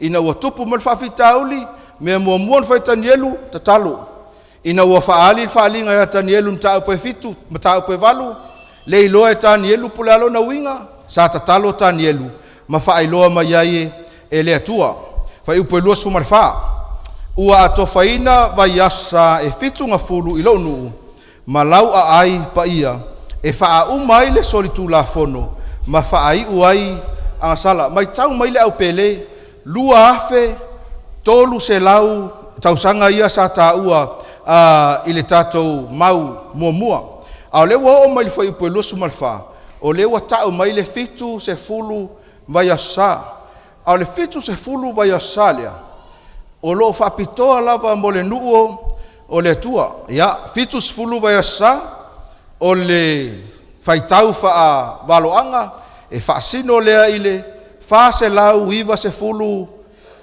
tausanga a e fesili mai pe fa fena maua ia e te fa teleina ia le fitu se fulu ile fitu fa teleina le fitu mau ai le fase lau iva se fulu tausanga o le fitu se fulu vaiosa po le fase lau iva se fulu tausanga e te ave eseina mai i totonu o le lua afe tolu se lau ia Tanielu iva fai upu e lua sumale 5 fai tau ia e iloa fo ima mana tunatu e a fua mai ile o atu o le poloa inga ia toe faia ma ia tina e ina Yerusalema e o atu ile Mesia le alii e fitu vaiasa ma vaiasa e ono nga fulu ma le lua e toe faia le ala tele ma le pā i ona po lava ole puapuanga whailo mai al tuspaia e iai mea e maka ai ma a mata ai ia le lua afe tolu se lau ia le ua whamatala atu al tuspaia ia e whailo lama le tatou whaatele ia e ei vaiasa e fitu e whapopo ono sfulma le lua maua ilola ia o vai saifia e ono sfulma le iva ono sfulu iva vai sa fa tele le fitu maua ai ia le fase lau valu sfulma le tolu ia tausanga ia po aso fa sino i tausanga i le ngana fa valo anga tota silefia o le taimi lea sa mafai ai ona tu inatu e areta seta ia le poloa inga ia e sera, e la tau te oai ina ia, toe fausia ia Yerusalema, paha Yerusalema, tusi o e sera pe a whai e te fia malama atili, mata upe fitu, whai tau atol mata upe fitu, o ina na tu ina atu ai e are ta seta le poloa inga, ia e sera, e toe foi ai, ina ia fausia ina pao o Yerusalema, o le fesili, o le hal tausanga na tu ina atu ai lea fuafuanga, na tu ina atu i le tausanga e fase lau 5 le fitu tila mo. A whaila e te tango e whao popo, ia le fase lau 5 le fitu, i le fase fulu ma le valu tausanga. E o atu ia lona au whainga, i le ti a e lua se fulu ma le fitu. Ia, e te fisili mai, whaifi au e whawheo na maua lewa enga, whao ngalta to Bible math. Ia po o le calculator lea mo le tuspaia, mana tuala, o tausanga i le tila mo, e iei le to ese, a o mai lola i le tia, o na whao popo lo lea, a whaila e te tango e to ese mai le wha 5 fitu, i le wha tolu, ia o lona tali e maua, e fia, lea wa onga, fia, lua hono e le lua fitu, ai ona la o le whaasolonga o le whainu mera, pe a o ina uma ia le tila mo, e iei le o, ia le la se numera ta o le o, e whaopopo la e tātou le tasi, nā la iei le tasi na ia, +1, la ngaifa mai e no zero ia, lea la e maua i loa le, lua se fulu ma le fitu, mai tau sanga ia leanga e tāua, tau sanga ia lea na papatiso ina ai ia, Yesu, ma aloha ia iloa, le avea o ia ma Mesia, ina ua papatiso ina o ia, na anointai o ia, mata ua iloa o ia, o le Mesia, luka e lua, e tolu fai pelosu ma lua, se tato fai tau fatasi, fai tau.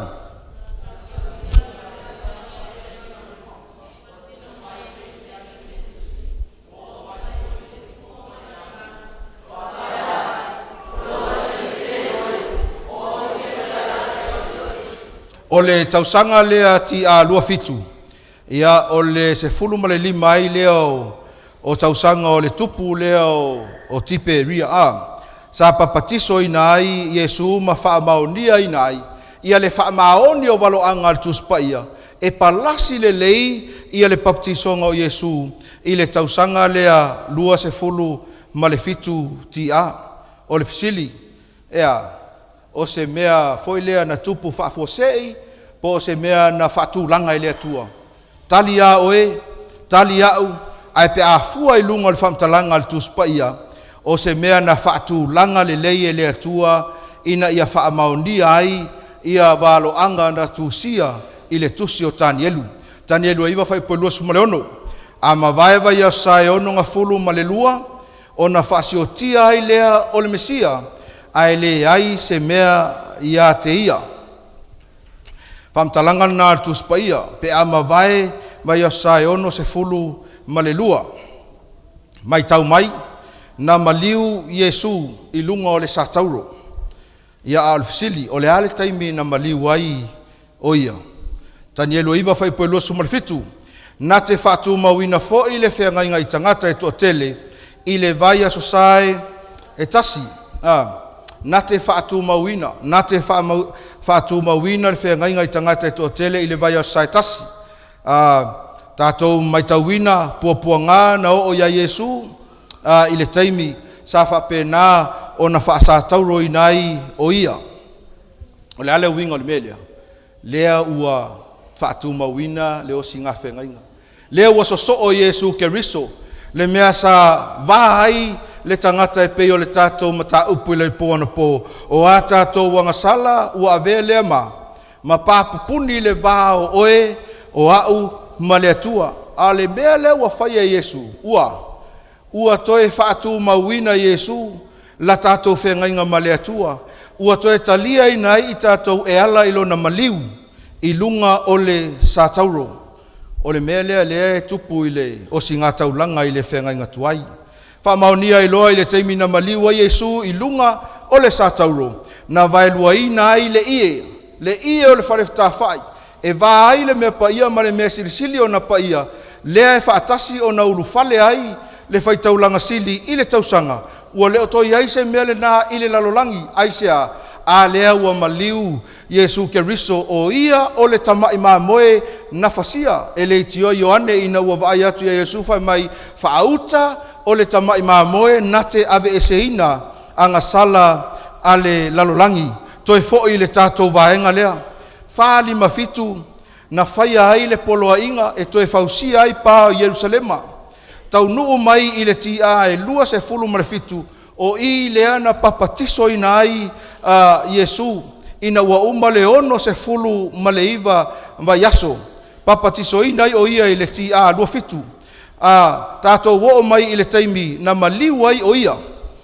i le o ngā tonu o le fitu se fulu va yasa e tau nuu tonu mai lava i le tia e tolu se fulu maletasi fa feo na maua ia le na ua ilunga le tātou wha maumaunga ia male awala e maua i le ti ai tolu se fulu male wha tusi o ngā luenga i sfuma le tolu alona whai upe wha sfuma le ono se o tātou whai tau whaatasi wha mole mole whai tau ua ta tau lava o na ua mua i folfola ina atu le a fionga le atua ia te o tou a ua o tou te te mai ai ma ua tau le au ngā ina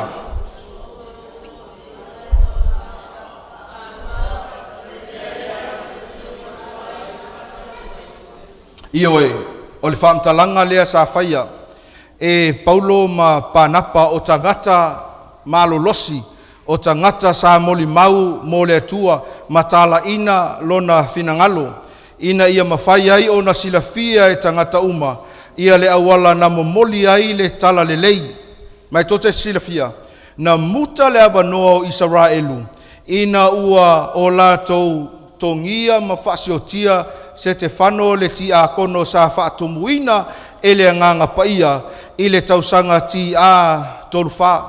Mea tōnua lea sa whaatulanga mai e le tuspaia. Ma maua ilo le avanoa e ta tala atu ai le tala le lei i nu ese e pei o na moli maua ili tusi o ngā luenga. Ai mai tau mai la ia le atoanga o le lua afe tolu se lau lea o lo tātou whaasoa ai. A mata mai i le polo inga lea na tu inatu a reta seta whaali mafitu whaasolo mai wha popo i whaase lau i wasfutau sanga tau nuu mai i le tolu wha lea na maliu ai se te whano ta punia i le avanoa na tu inatu e lea tua ia Israelu e whaia i mamoli mawola inu ese o lea la e to toe isi tau sanga lua afe tolu se lau tau sanga to ese mai i le whaase lau iwa se fulu fitus fulu vai asa o na totoia i lola i o tausanga e afe valu se lau se fulu.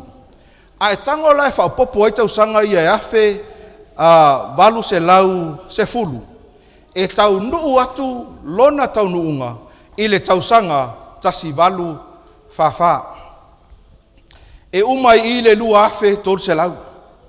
O le fesili tahaua. O le ala le uingo le mea.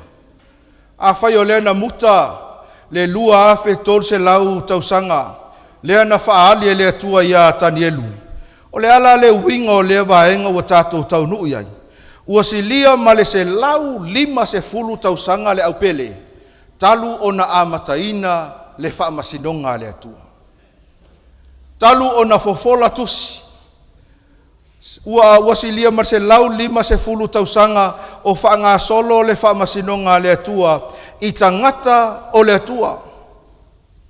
Tātou te le mai loa, po le ale taimi e o mai ai ia te i tātou. Ai o le mea mautinoa e pei o na whai mai ai ia le tusi o tānielu. O lea ua tātou iai i taimi o le whaamasinonga a le atua. E le itioa le whaalinga sfuma le whawhai upe fitu. Ua whape atu ma le leo tele. Ia o tau mātatau i le atua, ma avatu ia te ia le vi inga, a wā ua o mai le itu waso o lana whaamasinonga. Ma ia o tau ifo i le na whaia le langi ma le whanua, ma le sami, a toa ma puna o vai. Awa ngai mai le au whaipese mo le tātou vi inga muli muli. O lau fesili ate o ele uopeleina. A whai e moni ma wha maoni. A fionga pa ia le atua. Folanga ma whaalinga sa whaali a Tanielu. Lea ua toe whaamatala mai e Ioane le tusi o whaalinga. Rona wingo le taimi nei. O lo whaia le whaamasinonga a le langi. Ai tote silafia. O lo whaamasino ina ai ma susu e ai tusi. O ila tau ua leva o na tao oto mai tiasa. O oe maa. And this is good news. O oe maa. Ao tā maua le ola. While we are still breathing. Ao tā maua le ola. Lai ai tā wanoa. We do have an opportunity. O lai ai le tā wanoa. Vi ia le atua awa e le tei au mai le neife au i le nei taimi. Ona e mauti noa o le fina ngalo le atua. Ia e sao mai i le whamasinonga. Au langi ina e le au whaipese le viinga. Manatu ina ia mo i ini au fofonga ma e manatu natu lo loto i lo atua. Manatu natu i mata upu sa tātou whaso ai. Pe a whaia e o ifo lo suafa. I lumo le nofo ali i o le atua i le whamasinonga. Pe whaamata ea ua e mauti noa. E whaasauina oe mai le whamasinonga le atua.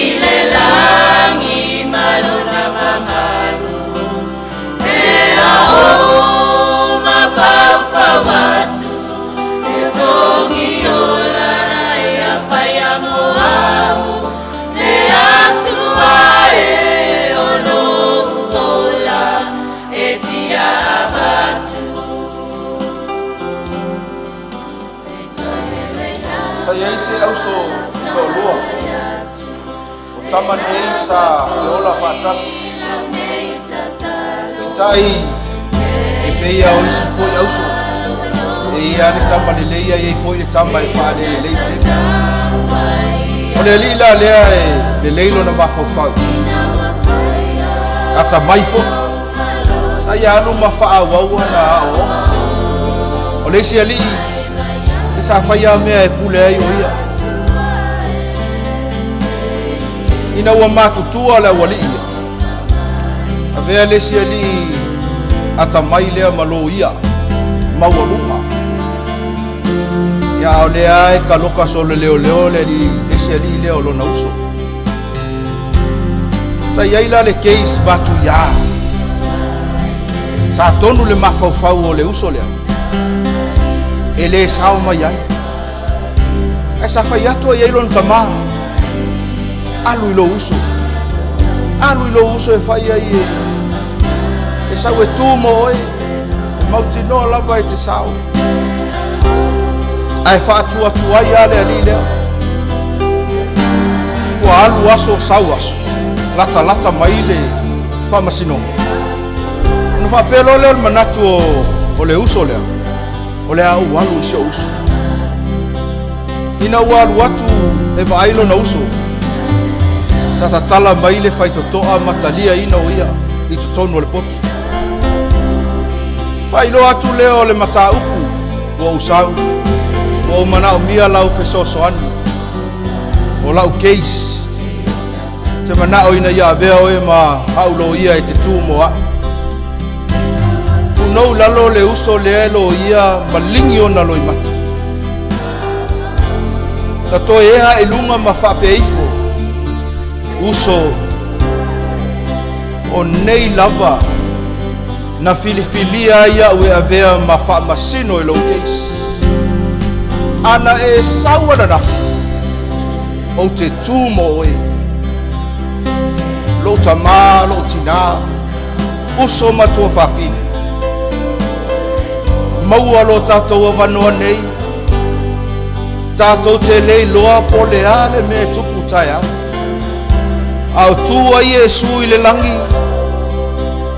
o ia o le lo ia sili le aise isi lo ia e mawhai o na tumo o e moa taimi o lo tātou whamasino a whai o lo finangalo e te finangalo ina ia tū Iesu moe te walau lia o e te tū lai le pole nei a vea o lau tau tinonga mai whapeifo le atua o te mo o mia Iesu Keriso le na maliu whalava au ilunga le satau ina ia tū mo au le tangata ngasanga o te le fia whano e whababang ai o te fia maua le langi ma le ola e whababang pe a o le aso e te toia fio mai whamanuia le atua i lau whiwhilinga ua oe le pōnei whātai lau whiwhilinga o lo sila le langi ma moli mawina le nei a fiafi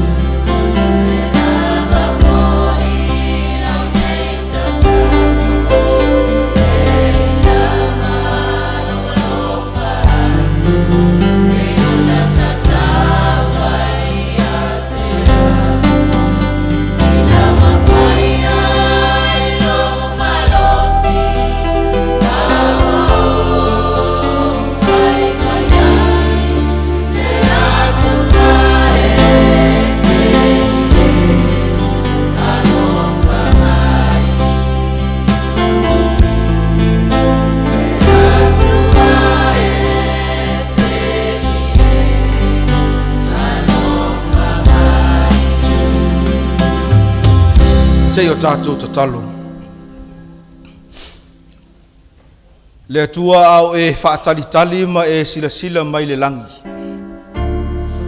po le asa mātou tali atu i le taulanga tō ngiola sa whaia e lo alopele o Iesu Keriso a lea ua mātou tali atu mātou te mana o mia la ua fio mātou te mana o mia Iesu o le lii ma le whaola e tū mō mātou i taimi o lo mātou whaamasinonga o wane ia vea wana o se whaatinonga mātou te tū atu ai a ia vea o se mautinoanga o mātou whapea ifo le atua whaamolemole mana tua mai au le tangata ngasala whaamamaina au whaapaia ina au e ala i le toto le tamai mamui whamanuia la ua fio i filfilinga whai au tangata i le neia fiafi mo i lātou o lātou talia ina o e mo le taimi mua mua.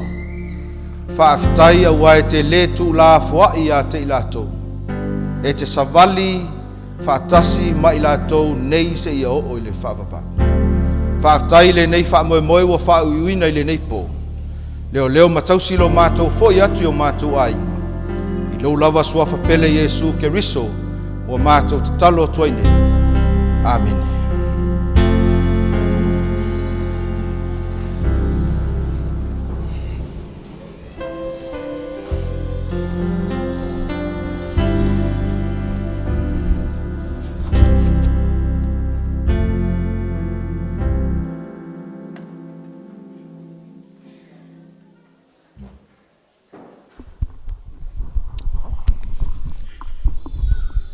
Ia, e lenga nga mawalunga o lewa. Mo tulangiri tātou tapo inga nefiafi. Sa unor sunga de whawhengainga, ia sunga tātou whailangu whapitoa nefiafi. Ia morifi au whirifilia. Mori toile anga whapitoi tele lava. Tātou maafutanga nefiafi, whapitoi tele lava. I lautou tāri wala au, whapitoi lafi o mai, su mai matana mai au.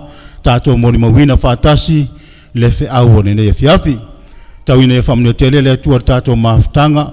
Yo lala tula yatu le ngata le nganga fa time le nganga fa malo tato uso a malo matato maftanga ai mai se foi o tato mafutai male prestene on missiona Samoa Mo Keriso so nga afimu afi putua oi tato mawali nei avano to fi malie tato te mafutai malana wauna malanga mai to mua i ono le fa mo fa nga solo a wale por kalame pe on tato yai o ina ya averne fiafi swamnyanga mo tato uma au tato mafuta malana ona prestene pe on tato yai ne fiafi ia olo yai se vai malu ia pose malu fiafi ola uta pena ina ilumba fa mole ia anga yatu ia mapiki lau malu fiafi ia pe afai o yai so tutonia ala uta pena mai fafo le kalesia le malu fiafi ia mapua tu yai ia monne fiafi ia tau mortule nga faftai tele lava